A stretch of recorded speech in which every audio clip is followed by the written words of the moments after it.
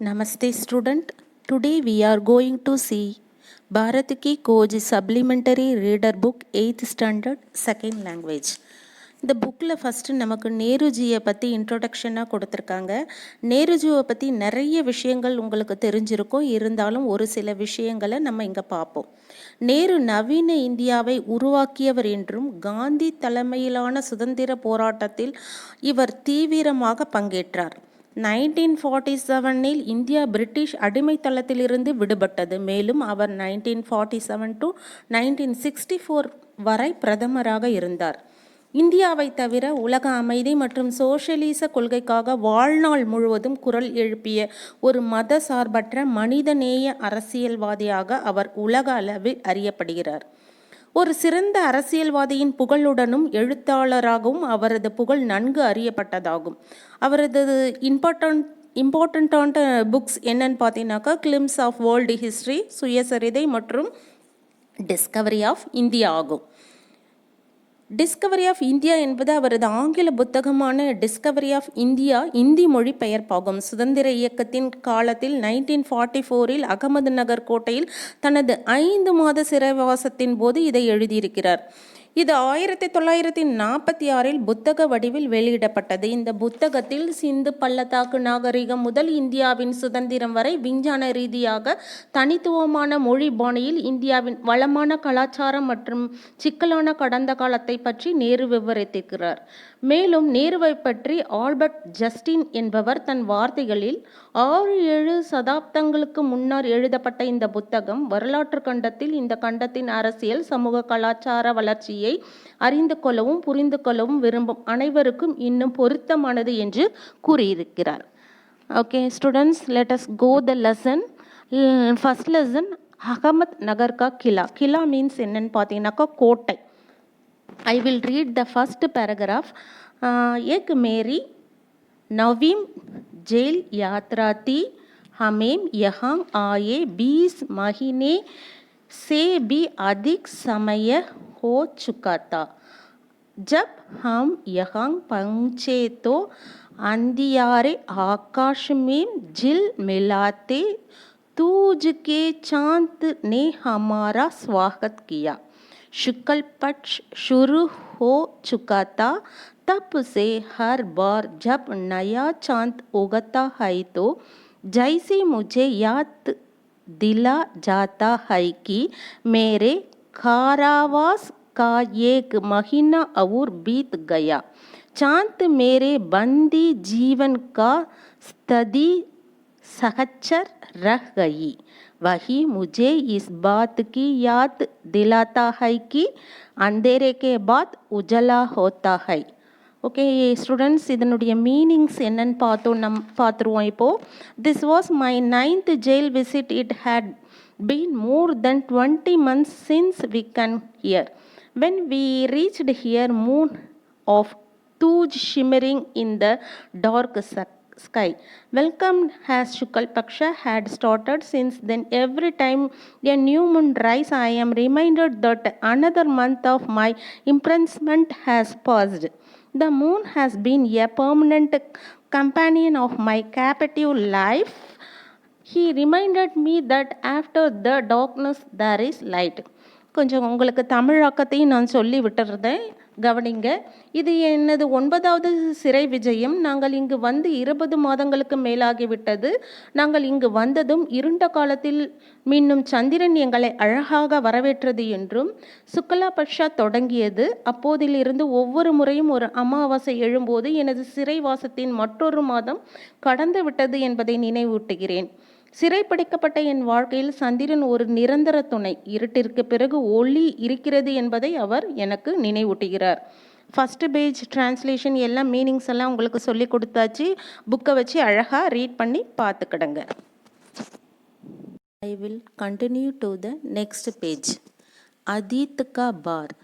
दूसरी जेलों की तरह यहाँ अहमदनगर के किले में भी माइम ने बागवानी करना शुरू कर दिया. माइम रोज कई घंटे तपती धूप में भी फूलों के लिए क्यारियां बनाने में बिताने लगा. मिट्टी बहुत खराब थी, पथरीली और पुराने मलबे और अवशेषों से भरी हुई।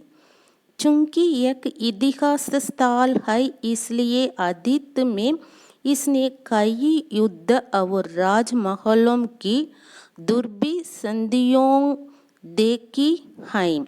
यहाँ का इतिहास बहुत पुराना नहीं है। घटनाओं की दृष्टि से उसकी कोई विशेष अहमियत भी नहीं है, पर इससे जुड़ी एक घटना आज भी याद की जाती है।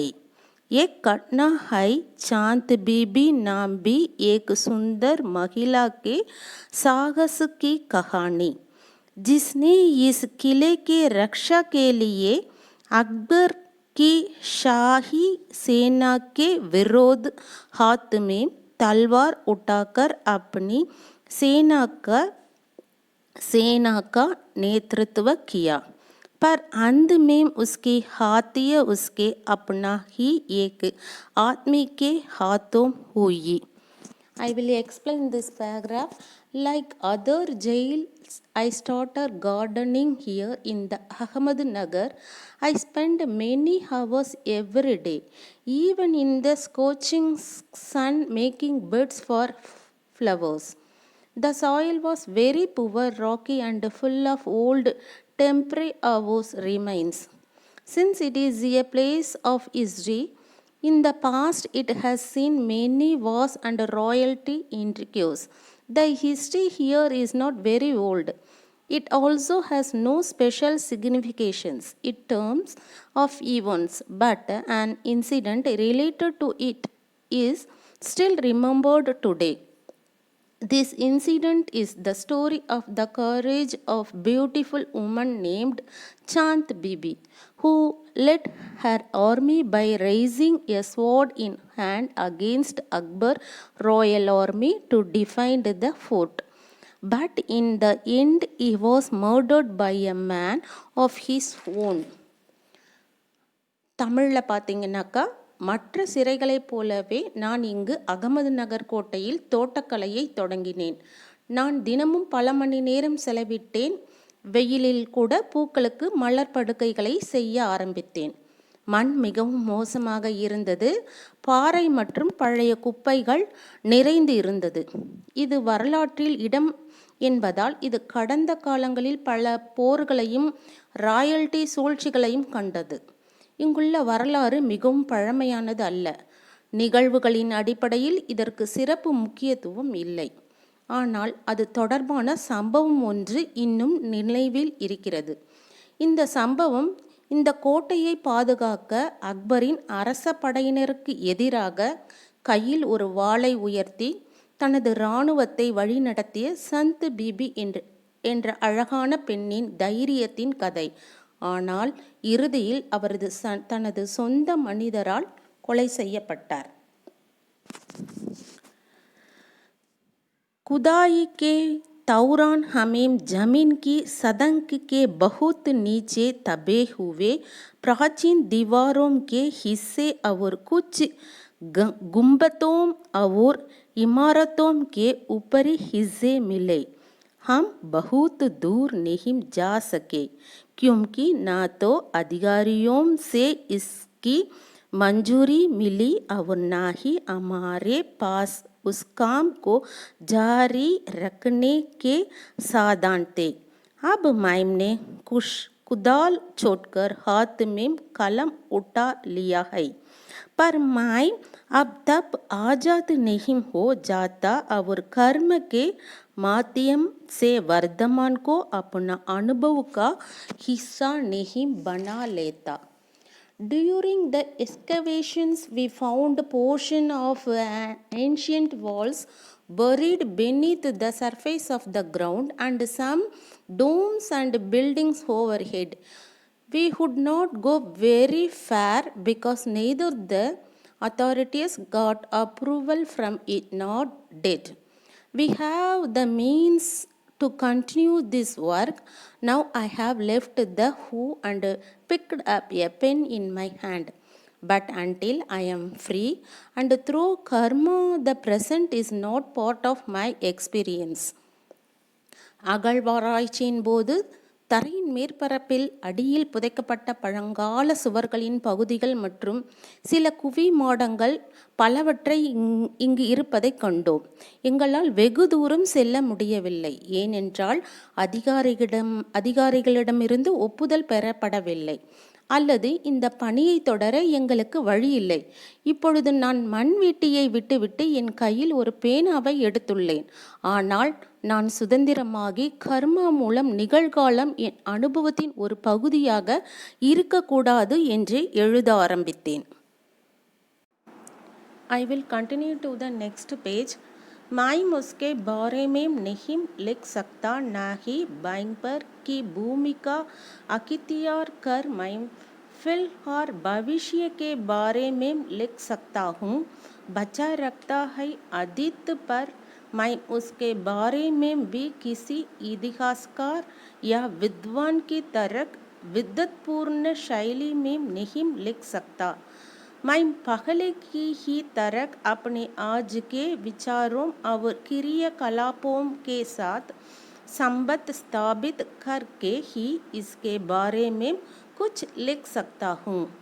गेटे ने एक बार कहा था कि इस तरह का इतिहास लेखन अतीत के भारी बोझ से एक सीमा तक राहत दिलाता है.